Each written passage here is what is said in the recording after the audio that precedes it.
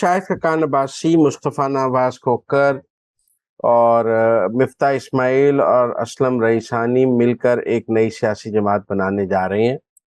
یہ اپنے ساتھ اور لوگوں کو ملانے کی کوشش کر رہے ہیں۔ فواد حسن فواد بھی، یہ جو ری امیجننگ پاکستان والا گروپ تھا، یہ اب ایک سیاسی جماعت بنا رہا ہے۔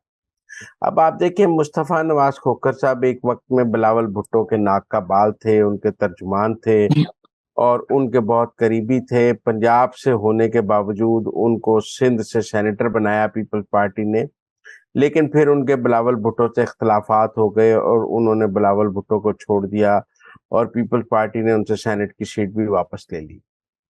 اچھا، مفتاح اسماعیل کی بھی یہ کہانی ہے کہ نون لیگ سے ان کے اختلافات ہو گئے، اسحاق ڈار کی وجہ سے ان کو وزارت سے ہٹا دیا گیا، پھر ان کی اور اسحاق ڈار کی ایک لڑائی چلی، لہذا ان کا اب نون لیگ میں کوئی مستقبل نہیں ہے۔ شاہد خاقان عباسی صاحب کی کہانی بھی ذرا اسی قسم کی ہے۔ شاہد خاقان عباسی وزیر اعظم کے امیدوار تھے اور ان کی جنرل باجوہ کے ساتھ فل میٹنگز تھیں جو وزیر اعظم بننے کے لیے، بلکہ ایک بار تو وہ شہباز شریف کے پاس آئے اور انہوں نے آ کے شہباز شریف سے کہا کہ دیکھیں، فوج نے یہ فیصلہ کیا ہے کہ کسی شریف، جس بندے کے نام کے ساتھ شریف ہوگا اس کو کچھ نہیں بنایا جائے گا، فوج مجھے وزیر اعظم بنانے کے لیے تیار ہے، آپ میرا نوٹیفیکیشن کر دیں کہ میں وزیر اعظم کا امیدوار ہوں۔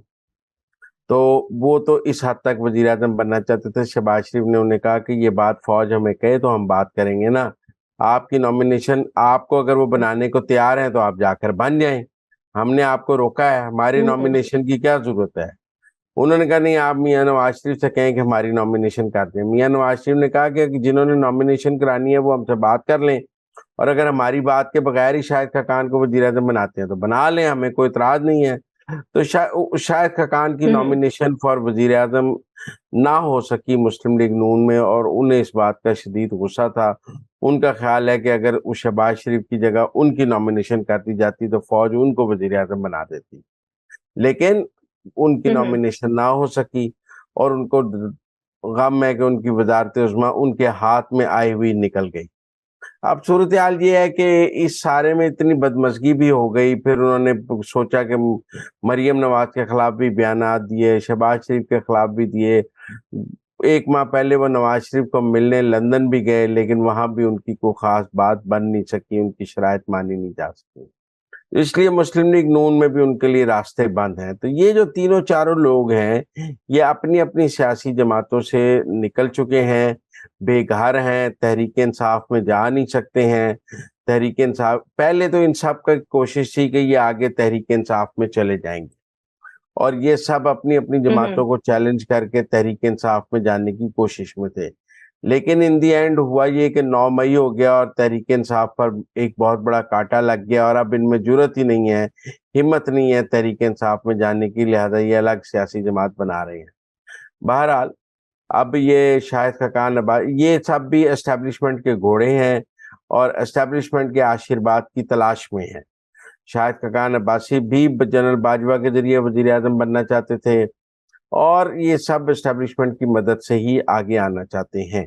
لیکن میں یہاں یہ بھی آپ کو بتانا چاہتا ہوں کہ ایک تو شاہد خاقان عباسی، مصطفیٰ نواز کھوکھر، مفتاح اسماعیل وغیرہ نے بہت دیر کر دی ہے، اب ان کے پاس بہت کم وقت ہے، ان کے پاس وننگ ہارسز بھی نہیں ہیں، اب وہ آئی پی پی والی پوزیشن میں بھی نہیں ہے اور پی ٹی آئی پارلیمنٹیرین والی پوزیشن میں بھی نہیں ہے، یہی 2 نئی سیاسی جماعتیں آئی ہیں نا اب تک۔ تو یہ تو ان سے بھی یہ 3 لوگ ہیں، ان کے ساتھ مزید کسی نے ابھی شامل نہیں ہونا، تو یہ کیا کریں گے؟ مجھے نہیں لگتا کہ ان کا ابھی کوئی سیاسی جماعت بن کر الیکشن کمیشن میں رجسٹر بھی ہو سکتی ہے، ان کو کوئی انتخابی نشان بھی مل سکتا ہے۔ یہ کہانیاں ہی ہیں، یہ آزاد الیکشن لڑیں گے یا الیکشن نہیں لڑیں گے۔ یہ اب شاہد خاقان عباسی، مصطفیٰ نواز کھوکھر، مفتاح اسماعیل نے ٹرین مس کر دی ہے، اور ٹرین مس ہوئی ہے ان سے پی ٹی آئی کے چکر میں، یہ چکر میں تھے کہ ہم پی ٹی آئی میں گھس جائیں گے، لیکن وہاں 9 مئی ہو گیا اور اب ان میں جرت نہیں ہے، لہذا ان سے ٹرین مس ہو گئی ہے، اب یہ سیاسی جماعت بھی نہیں بنا سکتے۔ مزمل صاحب، پھر نئی تیسری سیاسی جماعت نہیں بن رہی ہے نا؟ جی بہت دیر ہو گئی ہے، اب اس وقت اس کا بننا بہت مشکل ہے، اور اس وقت نہ وہ لوگ زیادہ شامل کر سکیں گے، نہ اٹریکٹ کر سکیں گے۔ مجھے لگتا ہے کہ ان کے لیے بہتر آپشن تو یہی ہے کہ وہ آئی پی پی یا پی ٹی آئی پارلیمنٹیرین میں سے کسی کے ساتھ اتحاد کر لیں.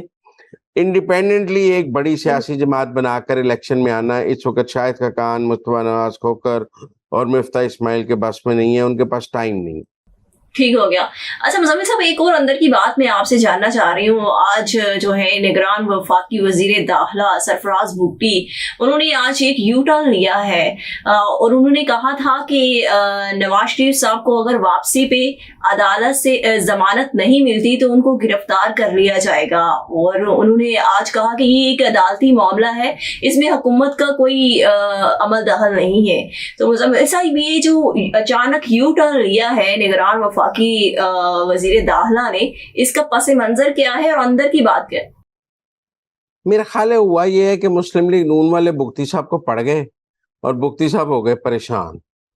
ورنہ کو میرے خیال میں اتنی دفاعی حکمت عملی بنانے کی ضرورت نہیں تھی. انہوں نے کوئی غلط بات تو نہیں کی. انہوں نے کہا اگر ضمانت نہیں ہوگی تو گرفتار کر لیں گے. اب آپ کا خیال ہے اگر نواز شریف کے پاس ضمانت بھی نہیں ہوگی تو کیا حکومت انہیں گرفتار نہیں کرے گی؟ شور نہیں مچ جائے گا کہ بغیر ضمانت کے جو ہے وہ جلسہ کر رہے ہیں، ان کو گرفتار کیوں نہیں کیا جا رہا؟ نگران حکومت ساتھ ملی ہوئی ہے. اگر ضمانت نہیں ہوگی تو گرفتاری ہوگی، اور اگر ضمانت ہوگی تو گرفتاری نہیں ہوگی. مجھے نہیں لگتا سرفراز بگٹی نے کوئی غلط بات کی ہے. وہ رانا ثناء اللہ، مریم اورنگزیب سب چونکہ بیچارے سرفراز بگٹی کو پڑ گئے اور انہوں نے وضاحت دینے میں ہی اپنی جان بچانے میں مانگی ہے. میرا خیال ہے اتنا کمزور وزیر داخلہ نہیں ہونا چاہیے. انہیں کہنا چاہیے تھا کہ بھائی اگر ضمانت ہوگی تو نہیں پکڑیں گے، ضمانت نہیں ہے تو پکڑیں گے. اور میں سمجھتا ہوں اگر ضمانت نہیں ہوگی تو نواز شریف خود بھی گرفتاری دے دیں گے. وہ کیوں آپ کو اتنا بڑا ایشو بنائیں گے؟ لہذا مجھے لگتا ہے کہ بگٹی صاحب نے تھوڑی کمزوری دکھائی ہے.